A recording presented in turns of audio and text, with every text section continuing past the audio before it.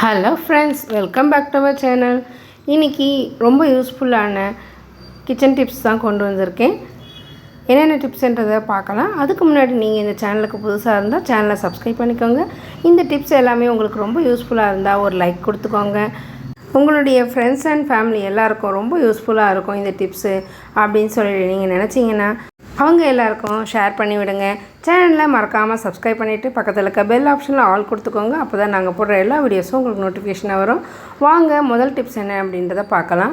அதுக்கு நான் ஒரு சிரட்டை தான் எடுத்திருக்கேன், அதாவது கொட்டாங்குச்சி. அந்த கொட்டாங்குச்சியில் குடுமி இருக்க பக்கம் ஒரு ஹோல்ஸ் இருக்கும். ஹோல்ஸ் இல்லைனாலும் நீங்கள் ஹோல்ஸ் போட்டுக்கலாம். அந்த மாதிரி இருக்கிற கொட்டாங்குச்சி எடுத்துக்கிட்டிங்கன்னா இந்த மாதிரி நம்மளுக்கு அவசர காலத்தில் எண்ணெய் ஊற்றுறதுக்கு ரொம்ப யூஸ்ஃபுல்லாக இருக்கும். ட்ரை பண்ணி பாருங்கள். அதே மாதிரி இந்த மாதிரி கொட்டாங்குச்சி இருந்துச்சுன்னா ட்ரை ஆக்கிட்டு அதை வச்சு நம்ம சர்க்கரை கொட்டிக்கலாம். இல்லைன்னா ஏதாவது ரைஸு பருப்பு வகைகள் அதெல்லாம் வந்து அது ஒரு டப்பாவில் கொட்டுறதுக்கு ரொம்ப யூஸ்ஃபுல்லாக இருக்கும். சிறுதானியெல்லாம் ஒரு டப்பாவில் கொட்டி வைக்கிறதுக்கு இந்த மாதிரி டிப்பு வந்து உங்களுக்கு ரொம்ப யூஸ்ஃபுல்லாக இருக்கும். ட்ரை பண்ணி பாருங்கள். இந்த மாதிரி கொட்டாங்குச்சியை பற்றி நான் ஏற்கனவே ஒரு வீடியோ போட்டிருக்கேன். அந்த வீடியோவோட லிங்க்கை வந்து நான் டிஸ்கிரிப்ஷன் பாக்ஸில் கொடுக்குறேன். தேவைப்படுறவங்க செக் பண்ணி பார்த்துக்கோங்க. இந்த மாதிரி நம்மளுக்கு கொட்டாங்குச்சி கிடைக்கும்போது நம்ம இந்த மாதிரி யூஸஸ்க்கெலாம் அதை யூஸ் பண்ணிக்கலாம். இனிமேல் தூக்கி போட்டுறாதீங்க. இந்த கொட்டாங்குச்சியை பாருங்கள், அழகாக ஊற்றியாச்சு.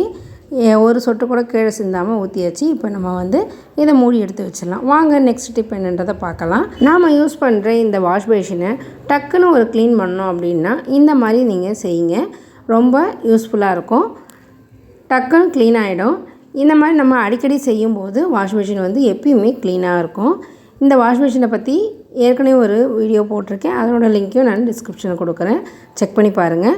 இந்த பிஸ்கெட் கவரை இனிமேல் இந்த மாதிரி தூக்கி போட்டுறவே செய்யாதீங்க. பசங்களுக்கு வாங்கி கொடுக்குற பிஸ்கெட் கவரை எப்பப்போல்லாம் நம்ம யூஸ் பண்ணிவிட்டு தூக்கி போடணும்னு நினைக்கிறோமோ அப்போ இந்த மாதிரி ஒரு யூஸர்ஸ்க்கு பயன்படுத்தும் போது அந்த வாஷ்பேஷனும் க்ளீன் ஆகும். நம்மளுக்கு பிஸ்கெட் கவரோட யூஸஸும் நல்லா பெனிஃபிட்டாக இருக்கும். ட்ரை பண்ணி பாருங்கள். இதை வச்சு சும்மா கொஞ்சோண்டு ஹேண்ட் வாஷும் டெட்டால் ஹேண்ட் வாஷும் இந்த பிஸ்கெட் கவரையும் மட்டுமே யூஸ் பண்ணி எப்படி தேய்க்கிறேன். ஒரு வாரமாக தான் தேய்க்காமல் இருக்குது. அப்படி இருக்கிற வாஷ்பேஷனில் எந்த அளவுக்கு அழுக்கு இருக்குதுன்றதை பாருங்கள்.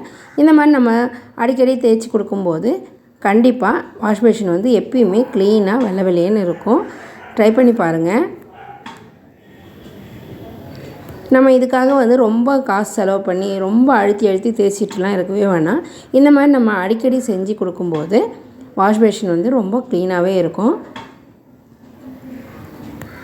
பாருங்கள் எப்படி இருக்குது அப்படின்னு சொல்லிட்டு சூப்பராக ஆயிடுச்சு.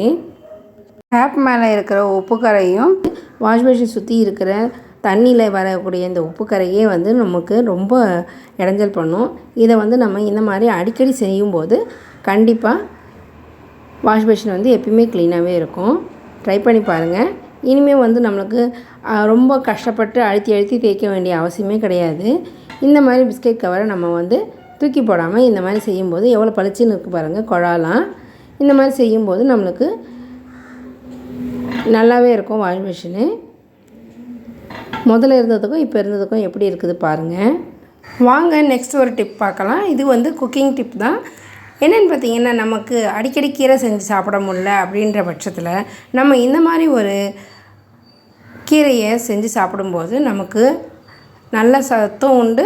அதே சமயம் நம்மளுடைய முடி வளர்ச்சியும் அதிகமாகும். முடி வளர்ச்சி அதிகமாகும் அப்படின்னு சொன்னோடனே எல்லோரும் கெஸ் பண்ணியிருப்பீங்க. நான் செய்கிறது வந்து கருவேப்பிலை துவையல் தான். இதுக்கு வந்து நம்ம வந்து முதல்ல ஒரு 2 டீஸ்பூன் அளவு நல்லெண்ணெய் விட்டுக்கோங்க. அதில் வந்து 2 கைப்பிடி அளவு உளுத்தம்பருப்பு, கொஞ்சமாக தேங்காய், காரத்துக்கு ஏற்ற அளவு 3 இல்லை 4 காஞ்ச மிளகாய், பச்சை மிளகாய் போட்டுக்கோங்க. சுத்தமாக கழுவி எடுத்த கருவேப்பிலையை நல்லா கழுவிட்டு இதில் போட்டு நல்லா வதக்கிக்கோங்க. இதுக்கு தேவையான அளவு புளி ஆட் பண்ணி நல்லா வதக்கி விட்டுட்டு கொஞ்சம் நேரம் சூடு ஆறட்டும்னு சொல்லிவிட்டு நம்ம மிக்சியில் போட்டு அரைச்சி எடுத்துட்டோம்னா சுவையான கருவேப்பிலை துவையல் கிடச்சிடும் நம்மளுக்கு. நம்ம கீரை சாப்பிடாத சமயத்தில் இந்த மாதிரி ஒரு கருவேப்பிலை துவையல் இல்லைனா புதினா கொத்தமல்லி வச்சு துவையல் செஞ்சு சாப்பிடும்போது உடம்புக்கும் ரொம்ப ஹெல்தி. அதே சமயம் நம்ம முடி வளர்ச்சிக்காக மேல்புறத்தில் தடவுறத எண்ணெயை விட இதை மாதிரி உள்ளுக்கு எடுத்துக்கிறது ரொம்ப நல்லது. வாங்க நெக்ஸ்ட் டிப் என்னன்னு பார்த்தீங்கன்னா, இதை மாதிரி நம்ம கருவேப்பிலை துவையல் அரைச்சிட்டு இல்லைனா வேறு ஏதாவது மயோனைஸ் செய்யறதுக்காக மிக்ஸி ஜாரை யூஸ் பண்ணுவோம். அந்த மாதிரி யூஸ் பண்ணிவிட்டு எடுக்கும்போது அந்த பிளேடுக்கு கீழே இருக்கிற பத்துலாம் நம்மளுக்கு வராது. அந்த மாதிரி இருக்கிற பத்தை நம்ம நல்லா க்ளீன் பண்ணுறதுக்கு நான் எடுத்துக்கிறது 2 எலுமிச்சம்பழம் தோல். இதை நம்ம குட்டி குட்டி பீசஸாக கட் பண்ணிக்கலாம். அது கூடவே கொஞ்சோண்டு கல்லுப்பு, கூடவே நம்ம என்ன டிஷ்வாஷ் பார் யூஸ் பண்ணுறோமோ, டிஷ்வாஷ் லிக்விட் யூஸ் பண்ணுறோமோ அதை இது கூட கொஞ்சமாக சேர்த்துக்கோங்க. இது மூணுத்தையும் சேர்த்து இது கூடவே கொஞ்சோண்டு தண்ணி ஆட் பண்ணி மிக்ஸி ஜாரை நல்லா ஓட்டி எடுத்துகிட்டு வரும்போது மிக்ஸி ஜாருக்கு அடியில் இருக்கிற அந்த பத்து எல்லாமே நல்லா சூப்பராக க்ளீன் ஆகி வந்துடும். நம்ம ரொம்ப சிரமப்பட்டு கழுவ வேண்டிய அவசியமே கிடையாது. இப்போ பாருங்கள், நான் மிக்ஸி ஜாரை அடித்து எடுத்துகிட்டு வந்துட்டேன். அதில் இருக்க பத்து எல்லாமே இந்த இதில் கழுவி வந்துடுச்சு. இப்போ நம்ம இதை ஒரு டம்ளரில் இல்லை ஒரு கிணத்துல எடுத்து ஊற்றிக்கிட்டு அதை வேறு ஒரு யூஸ்க்கு யூஸ் பண்ணிக்கலாம். இப்போ இதை நம்ம கழுவி எடுத்தோம்னா எவ்வளோ அழகாக இருக்குதுன்றதை நீங்களே பாருங்கள். இப்போ நான் இது ஒரு கிணத்துல எடுத்துக்கிட்டேன். இப்போ நான் இதை கழுவி எடுத்துகிட்டு வந்த பிறகு எப்படி இருக்குன்றதை நீங்களே பாருங்கள். நல்லா சுத்தமாக ஆயிடுச்சு. இப்போ இதை நம்ம காய வச்சு எடுத்து மேலே வச்சிட்டோம்னாலே நல்லாயிருக்கும். இப்போ இதில் எந்த வித டஸ்ட்டோ அந்த பத்துகளோ இல்லாமல் இருக்கும்.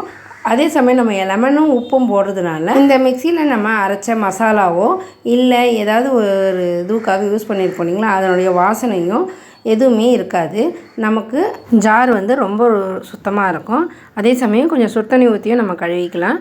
இப்போ நம்ம எடுத்து வச்சுருக்கிற லிக்விடை நம்ம வாஷ்பேஷனில் ஊற்றும் போது அந்த வாஷ்பேஷன் பைப்பில் அடியில் இருக்கிற பூச்சிகள் எதுவுமே மேலே வராது. அந்த வாசனையும் கெட்ட வாசனையும் போயிடும். இந்த மாதிரி ஊற்றிட்டு மேலே கொஞ்சம் நல்லா கொதிக்கிற சுடுதண்ணியை ஊற்றுனீங்கன்னா அதில் இருக்க அடைப்புகளும் போயிடும். வாங்க நெக்ஸ்ட் டிப் என்னன்றதை பார்க்கலாம். இந்த டிப்பை யூஸ் பண்ணி நீங்கள் வீட்டில் இருக்கிற கொசுக்களை ஓட விரட்டி அடிக்கலாம். வாங்க அதுக்கு என்ன நான் பண்ணன்றதை பார்க்கலாம்.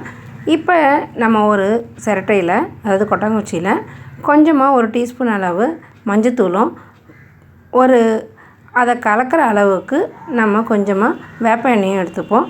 நீங்கள் வேப்ப எண்ணெய் தான் இல்லை, நல்லெண்ணெய் கூட எடுத்துக்கலாம். நீங்கள் வேப்பெண்ணெய் எடுத்துகிட்டு அதை ரெண்டுத்தையும் நல்லா குழச்சிட்டு இந்த மாதிரி பிரியாணி இலை இருக்குறீங்களா, அந்த பிரியாணி இலையில் நல்லா முன்னையும் பின்னையும் நல்லா தடவிக்கோங்க.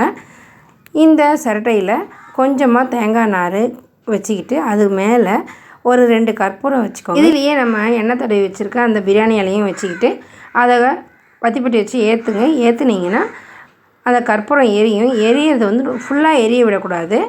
இதே மாதிரி எரிய விட்டுட்டு அணைச்சிடணும். அணைச்சிட்டா அதுலேருந்து வரக்கூடிய அந்த புகை ரூம் ஃபுல்லாக பரவி நமக்கு கொசுக்கள் தொல்லை இல்லாமல் இருக்கும்.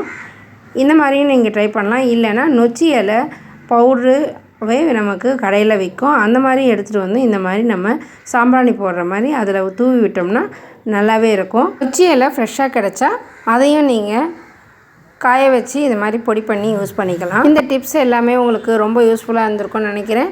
யூஸ்ஃபுல்லாக இருந்தால் நிறைய பேருக்கு ஷேர் பண்ணிவிட்டு நிறைய பேர் பார்த்து எனக்கு சப்போர்ட் பண்ணுறீங்க.